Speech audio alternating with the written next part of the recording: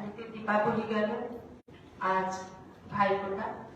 তাই আপনাদের সকলকে ভাইফোঁটার এই পাবন পর্বে আমি আপনাদের সকল ভাইদের আমি শুভেচ্ছা জানাচ্ছি। আজকে যে প্রেস কনফারেন্স, এখানে আজকের এই প্রেস কনফারেন্সের মূল যে দু একটি বিষয় নিয়ে আমরা এখানে বসেছি, সেটা বিশেষভাবে রাখবেন আপনাদের সামনে আমাদের ত্রিপুরা সরকারের মাননীয় মন্ত্রী মহোদয় সুশান্ত চৌধুরী। আমি ওনাকে বলবো, উনি আছেন উপস্থিত, যে দুটি মূল বিষয়কে রেখে আজকের এই প্রেস কনফারেন্স আপনাদের সামনে যেন উনি রাখেন।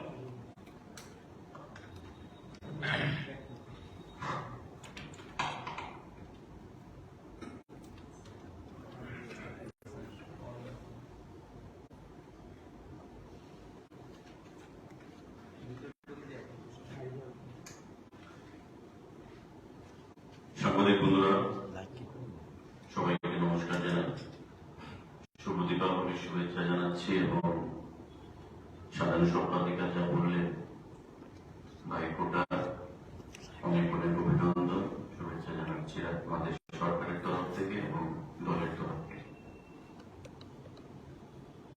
দুটো বিষয় নিয়ে আপনাদের আজকে এখানে ডাকা হয়েছে। একটা ঘটনা গত 19শে অক্টোবর কুমারঘাটে আমাদের রাজ্যসভার আমরা যে মন্ত্রিসভার সদস্য, ওনার ছেলেকে নিয়ে যে ন্যাটকার জন্য ঘৃণ্য রাজনীতি করার চেষ্টা হয়েছে সে বিষয়ে, এবং অন্য একটা হচ্ছে গতকাল আগরতলা নতুন নগরে যে গুলি চালানোর ঘটনা, সে বিষয়ে পুলিশের যে ভূমিকা, এই দুটো বিষয় নিয়ে আপনাদের বিজেপির আজকের এই কার্যালয় থেকে রাজ্যবাসীর উদ্দেশ্যে আমরা সাংবাদিক বৈঠকে মিলিত হয়েছি। 19 তারিখের যে ঘটনা,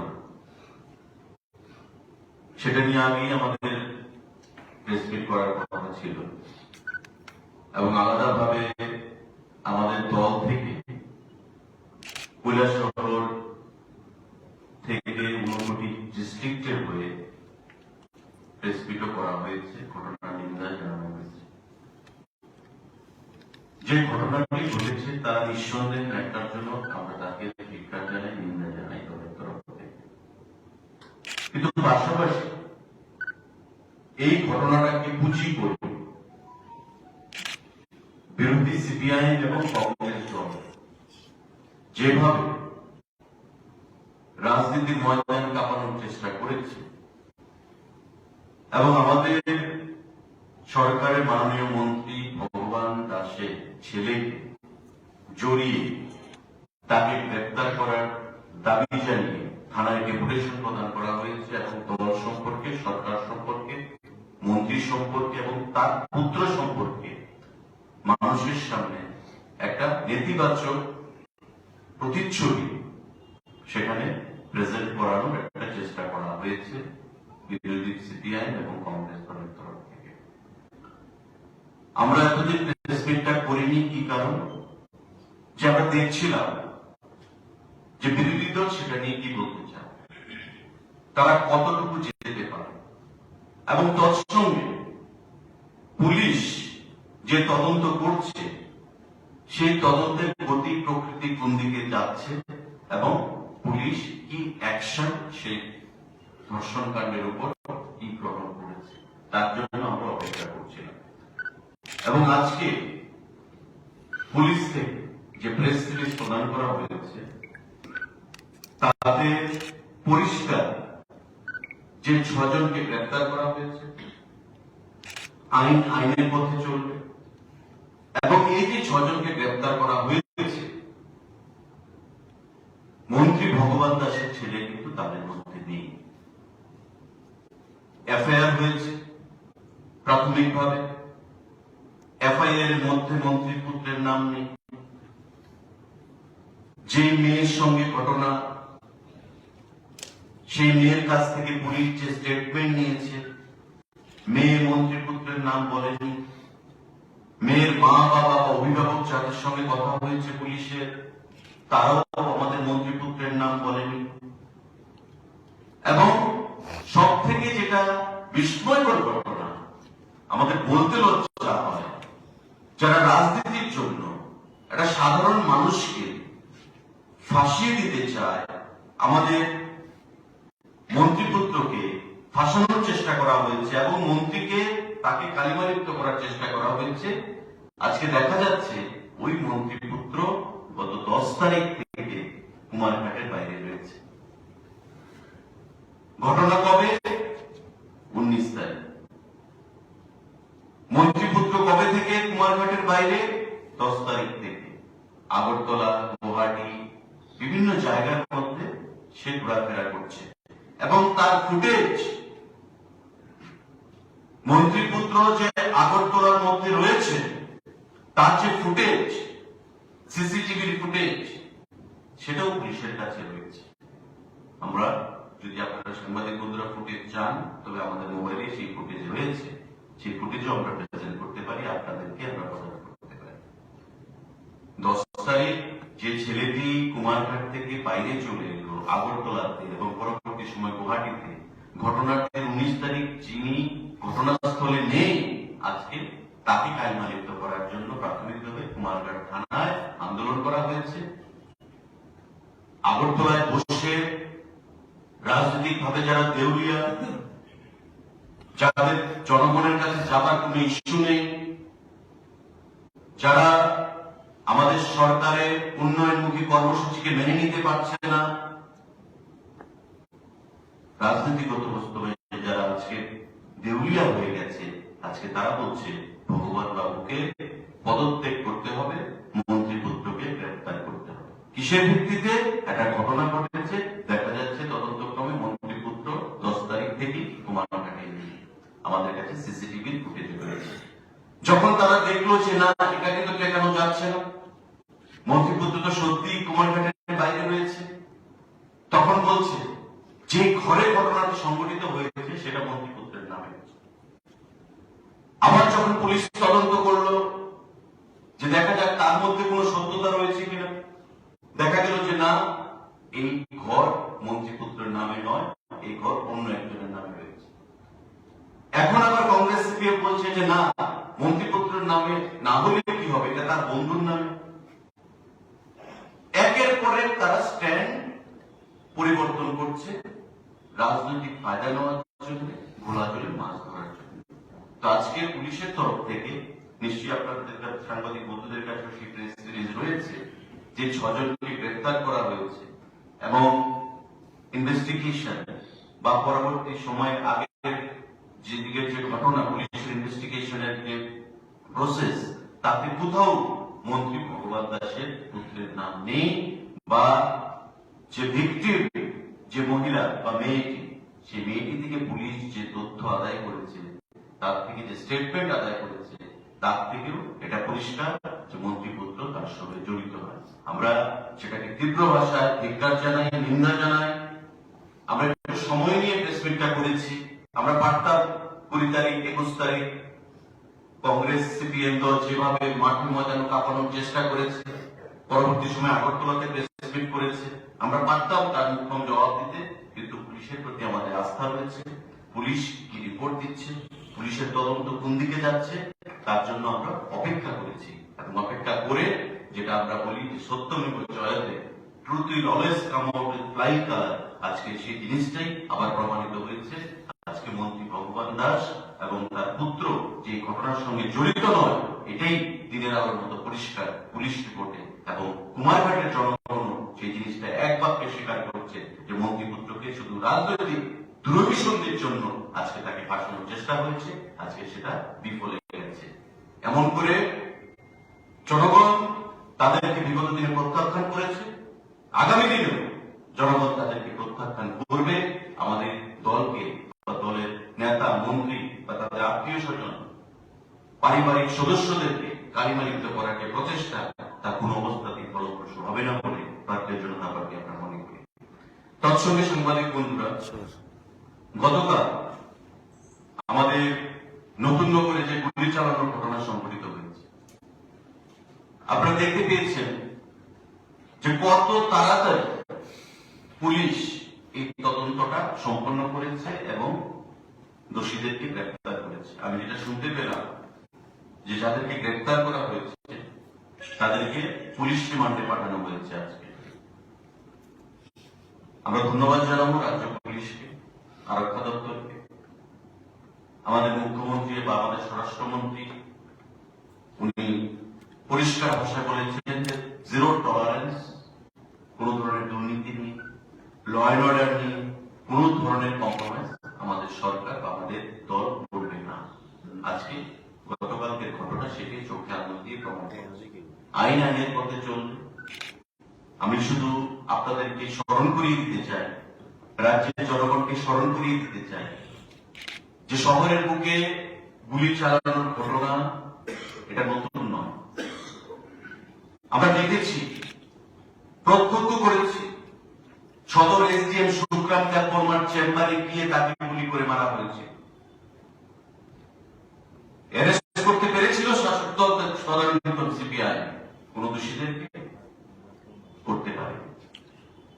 আমরা দেখেছি প্রাক্তন বিধায়ক মধুসূদন সাহাকে গুলি করে হত্যা করা হয়েছিল তার গেটের সামনে। কতজন দোষীদেরকে গ্রেফতার করতে পেরেছিল তদানীন্তন সিপিআই সরকার। আমরা দেখেছি প্রাক্তন স্বাস্থ্যমন্ত্রী বিমল সিনহা যাকে খুন করা হয়েছিল, ইউসুফ কমিশনের রিপোর্ট, যে রিপোর্ট 3 মাসের মধ্যে সাবমিট করার কথা ছিল, সেই ইউসুফ কমিশনের রিপোর্ট সাবমিট করেনি। কারণ লেজে কুকুরে হতে হবে তদানীন্তন বামফ্রন্ট সরকারকে, মানিকবাবুর তদানীন্তন সরকারকে, মানিক সরকারের সরকারকে।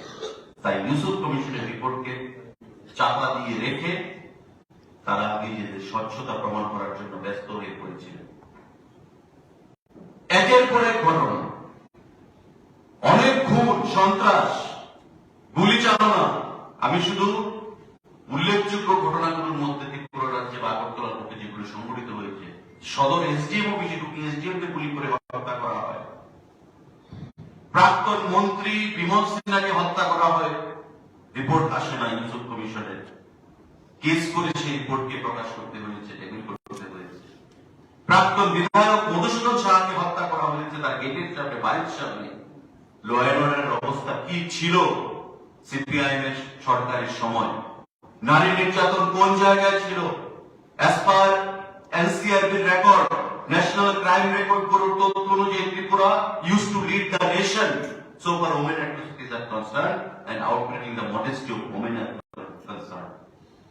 ভারতবর্ষ ত্রিপুরা রাজ্যে, আমাদের এই ত্রিপুরা রাজ্যে ভারতবর্ষের মধ্যে প্রথম স্থান অধিকার করেছিল নারী নির্যাতনে এনসিআরবির রিপোর্ট অনুযায়ী।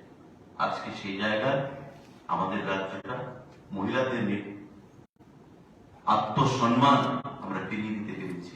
আমাদের মুখ্যমন্ত্রী, আমাদের প্রধানমন্ত্রী, আমাদের দেশে, উত্তরপ্রদেশে বলুন, বিহারে বলুন, প্রতিটি জায়গায় আজকে মহিলারা তাই ভারতীয় জনতা পার্টিকে সমর্থন করছে এবং ভোটের ফলাফলের নিরিখে সেই জিনিসটা পরিষ্কার সুস্পষ্ট এটা প্রমাণ পাওয়া যাচ্ছে। আমি রাজ্য পুলিশের এই যে দুটো ঘটনা বা তার ইনভেস্টিগেশন সঠিকভাবে হচ্ছে আমরা আশা রাখি এবং সঠিক তদন্তের মাধ্যমে দোষীদেরকে সেখানে শাস্তি প্রদান করা হবে। আমরা দল থেকে দাবি রাখছি যাতে কোনো ইনোসেন্ট মানুষকে হয়রানি করা না হয়, সেটাও আমরা দাবি রাখছি। এবং বিরোধী দল কংগ্রেস এবং সিপিএম আজকে তারা একে অপরের পরিপূরক হয়ে গেছে। তারা যেভাবে কোন ইস্যুলেস ডেভেলপমেন্টের ইস্যু আমাদের কাছে রয়েছে, আমাদের ইস্যু হচ্ছে আমরা কি করে আরো অন্তিম ব্যক্তি পর্যন্ত পৌঁছবো।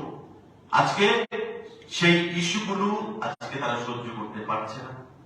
সরকার ভাতা প্রদান করছে, সরকার নতুন ভাতা ঘোষণা করছে, সরকার একসঙ্গে টেট নিয়োগের ঘোষণা দিয়েছে, সরকার বিয়ে প্রদান করছে, গরিব মানুষকে ঘর প্রদান করা হচ্ছে, জল প্রদান করা হচ্ছে, বিনামূল্যে চাল প্রদান করা হচ্ছে। তো স্বাভাবিকভাবে গ্রামে গঞ্জে শহরে সবাই বলছে যে ভারতীয় জনতা পার্টি অপ্রতিরোধ এবং আগামী নির্বাচনে আবার পুনরায় বিজেপি সরকার প্রতিষ্ঠিত হবে। আজকে তাই পাতা পথে কি করে খোলা জলে মাছ ধরা যায় তার জন্য আমরা দেখলাম কুমারঘাটের ঘটনা সংঘটিত হয়েছে।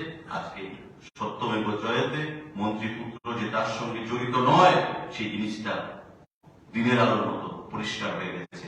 তাই এই বিরোধী দলের যে রাজনীতি, ন্যাক্কারজনক রাজনীতি, তাকে আমরা ধিক্কার জানাই, নিন্দা জানাই এবং আগামী দিনে আরো জনবর্জিত হবে বলে আমরা আশা রাখছি ভারতীয় জনতা পার্টির তরফ থেকে। আমি সবাইকে ধন্যবাদ জানাচ্ছি।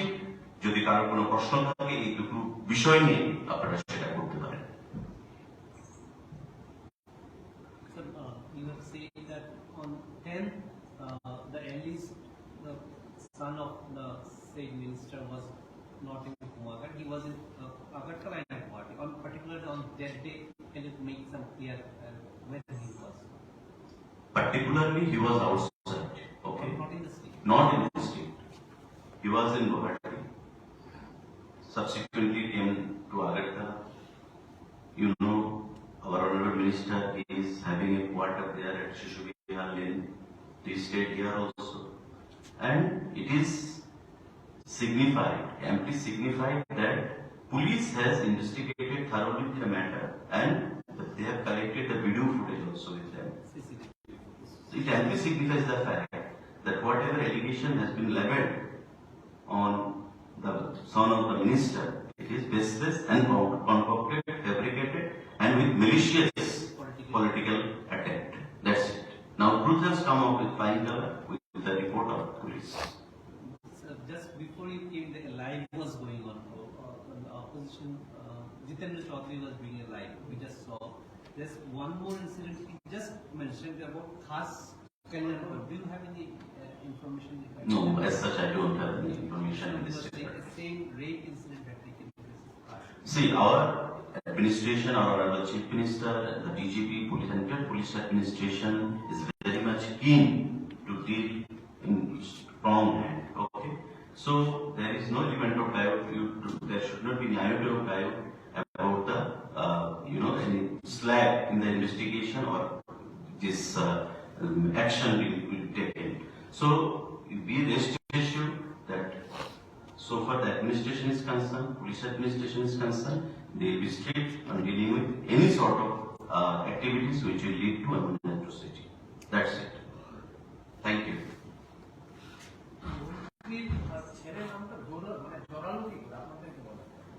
যারা জড়িয়েছে তারা বলতে পারবে। যারা জড়িয়েছে, এখন আমি যদি বলি সম্রাটকে আমি কোন একটা ইস্যুতে জড়াবো, it's not a big deal. আমি যে কোনো ইস্যুকে সম্রাটকে জড়িয়ে দিতে পারবো, it's not a big deal. কিন্তু মানুষকে কনফিউজ করার জন্য যে কোনো সময় যে কোনো মানুষকে যে কোনো জায়গায় জড়িয়ে দেওয়া যায়। গোবেলসীয় প্রচার, you can fool some people for all time, not all people for all time. তো যে মানুষদেরকে আমরা কনফিউজ করলাম সেটাই আমার বুঝি। দুটো মানুষকে তো কনফিউজ করলাম, এটা তো কমিউনিস্টের নীতি যে গোবেলসীয় প্রচার করো, মানুষকে মিসগাইড করো।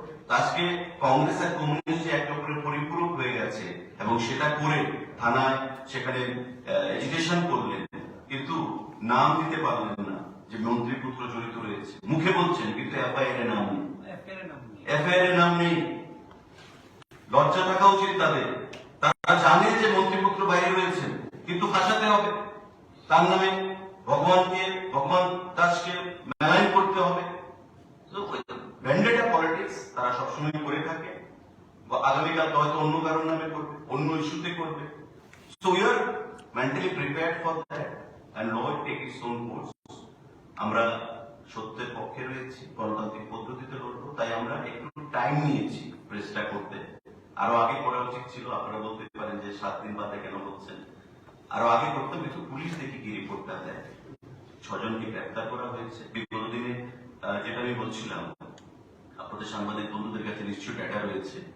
এনসিআরবি রেকর্ডে Tripura use to lead the nation crime against women. কেন? Rate of conviction was here. Rate of conviction low কেন? চার্জশিট জমা করতো পুলিশ থেকে পলিটিক্যাল ইন্টারফারেন্স, রক্তচক্ষু দেখিয়ে। তো স্বাভাবিকভাবে যারা ওমেন অ্যাট্রোসিটিসের সঙ্গে যুক্ত ছিল তাদেরকে পানিশমেন্ট দেওয়া হতো না, তো রেট অফ কনভিকশনটা অটোমেটিকলি নিচে চলে আসতো। এনসিআরবি রেকর্ডে তাই ত্রিপুরা গোল্ড মেডেল পেয়েছে। আজকে তো সেই জিনিসটা নেই। আজকে আমাদের প্রাক্তন মুখ্যমন্ত্রী বিপ্লব দেব, আমাদের বর্তমান মুখ্যমন্ত্রী পরিষ্কার করেছেন zero tolerance corruption, zero tolerance women অ্যাট্রোসিটির সঙ্গে যারা যুক্ত রয়েছে কোন অবস্থাতেই তারা যেন ইমপেটাস না পায় তার জন্য আমাদের সরকার কাজ করছে। তারপরেও যে ঘটনা যদি ঘটে থাকে এটা দুঃখজনক, এবং পুলিশের মতো কাজ করবে without any political biasness, without any political interference.